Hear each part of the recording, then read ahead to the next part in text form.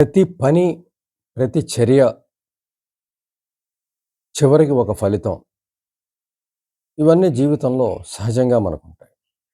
అంటే ఏదైనా పని చేస్తున్నప్పుడు, ఏదైనా చర్య చేస్తున్నప్పుడు, ఏదైనా ఒక కార్యక్రమం రూపొందించినప్పుడు, చివరికి ఫలితం అనేది ఒకటి మనం చూస్తూ ఉంటాం. అయితే ఈ ఫలితం సరైంది రానప్పుడు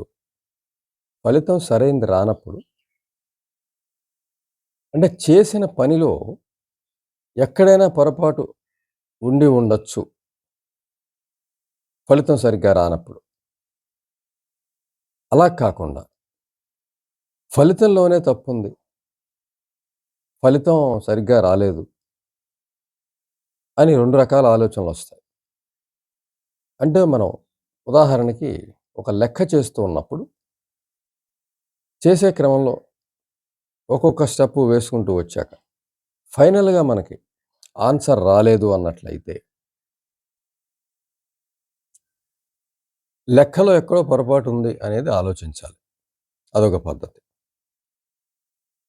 అలా కాకుండా ఆన్సర్ రాలేదు కాబట్టి లెక్కే తప్పు అనుకోవడం ఒక రకం. కానీ లెక్కే తప్పని అనుకోవడం అన్నది అంత కరెక్ట్ కాదు. అది జరిగే అవకాశం దాదాపు ఉండదు. అయితే మనం చేసిన విధానంలోనే ఎక్కడైనా లోపం ఉండొచ్చని ఒక్కసారి వెనక్కెళ్ళి పరిశీలించగలిగితే, ఎక్కడైనా ఒక చోట పొరపాటు చేసుంటే దాన్ని కరెక్ట్ చేసుకుంటూ వచ్చినట్లయితే మనకి ఆన్సర్ అనేది వస్తుంది. అలాగే మనం చేసే అనేక పనులు, కార్యక్రమాలు చాలా వాటి వెనక మనం ఫలితం సరిగ్గా రానప్పుడు, మనకు అనుకూలంగా లేనప్పుడు, సమాధానం అంటే అదే. మనం కోరుకున్నది రానప్పుడు, అప్పుడు మనం గ్రహించవలసింది పైన లెక్కలో ఎక్కడైతే తప్పు ఉందని మనం తెలుసుకుంటామో, అలాగే ఇక్కడ కూడా పైన మనం చేసిన కార్యక్రమంలో గానీ, పనిలో గానీ ఎక్కడైనా ఒక పొరపాటు జరిగుండొచ్చనే విషయాన్ని గ్రహించాలి. అది చాలా ముఖ్యం. అలా గ్రహించకుండా సమాధానం రాలేదు. మనం అంతా చేసేసాం. కష్టపడి చేశాం. మా మా పొరపాటేం లేదు. ఆన్సర్ రాలేదంతే అని అక్కడితో సరిపెట్టడం అన్నది కరెక్ట్ కాదు. ఇంచేతంటే మళ్ళీ ఇంకో పని చేసినా అదే తప్పు మళ్ళీ పునరావృతం అవుతుంది. మళ్ళీ మళ్ళీ వస్తూ ఉంటుంది. పొరపాటు సరిదిద్దపడలేదు కాబట్టి మళ్ళీ అదే పొరపాటు వస్తూ ఉంటుంది. అలాగే ఒక కాంపిటీషన్‌కి వెడుతున్నప్పుడు ఉదాహరణకు ఒక కబడ్డీ, క్రికెట్ ఏదైనా సరే ఇద్దరు పాల్గొనే కార్యక్రమంలో పోటీదారులు గెలిచిన వాడు ఓడిన వాడికన్నా ఎక్కడో ఏదో దశలో ఒక కొంత మెరుగైనటువంటి నైపుణ్యం చూపించి ఉండాలి.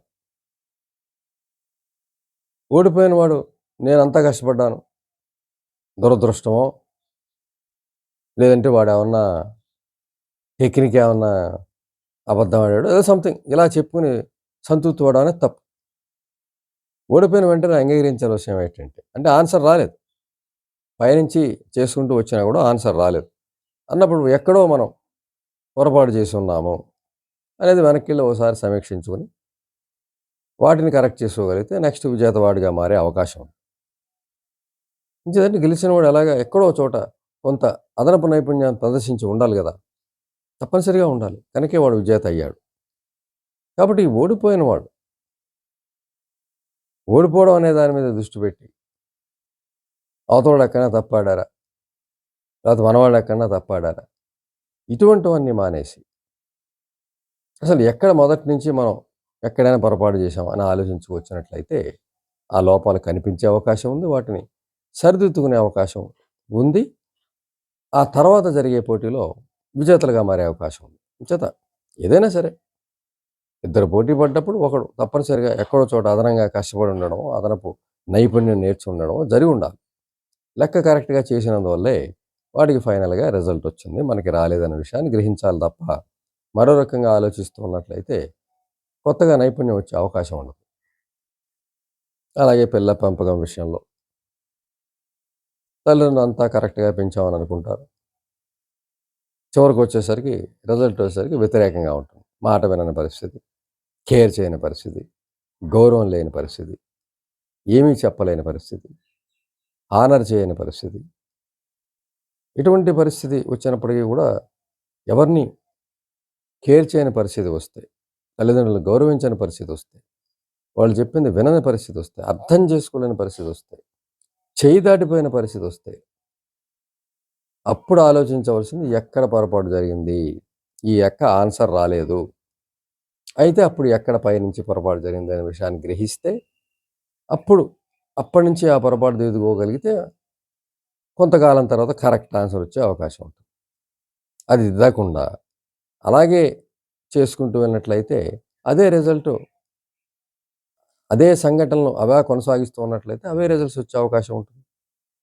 అంటే తప్పు ఫలితమే వచ్చే అవకాశం ఉంటుంది.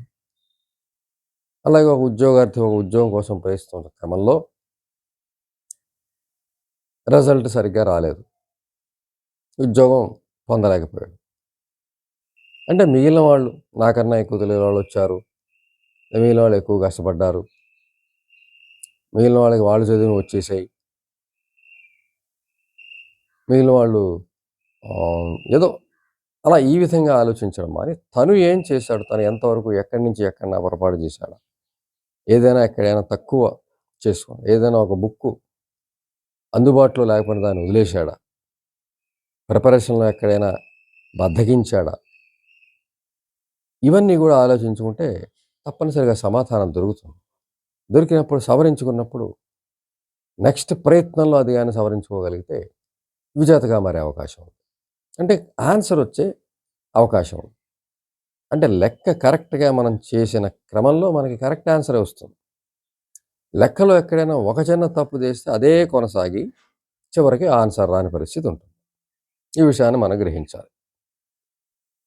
చేత ఏ విషయంలో అయినా సరే ఒక కాంపిటీషన్ కావచ్చు, ఒక ఉద్యోగం కావచ్చు, పిల్లల పెంపకం విషయంలో కావచ్చు, ఉద్యోగం చేసే క్రమంలో కావచ్చు, ఎక్కడైనా ఏ సంఘటన మన జీవన క్రమంలో చేసే అనేక కార్యక్రమాల విషయంలో మనకి సమాధానం రాలేదు అన్నట్లయితే మనం ఆ ముందు చేసిన వాటిల్లో ఎక్కడో ఒక చోట మన పొరపాటు, మన మర్చిపోవటమో ఏదో ఒకటి జరిగి ఉండాలి.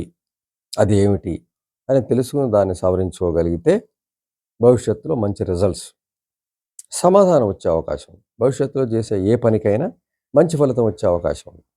అలా కాకుండా పనిని అదే విధంగా, అదే మనస్తత్వంతో, అదే ఆలోచన విధానంతో అలాగే కొనసాగిస్తూ పోతే ఎప్పటికీ కూడా రిజల్ట్స్ వచ్చే అవకాశం లేదు. ఎక్కడికి కూడా ఫలితాలు వచ్చే అవకాశం లేదు.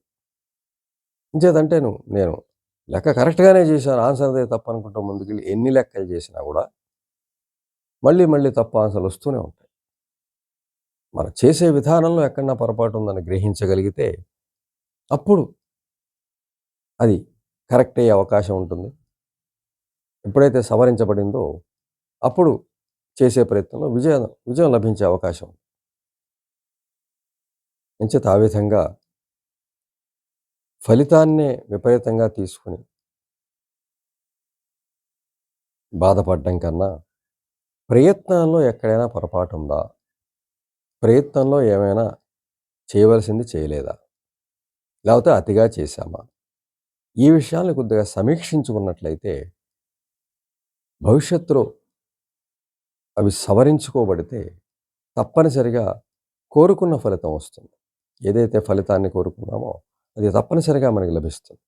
లేని పక్షంలో ఆ తప్పును సవరించుకోకుండా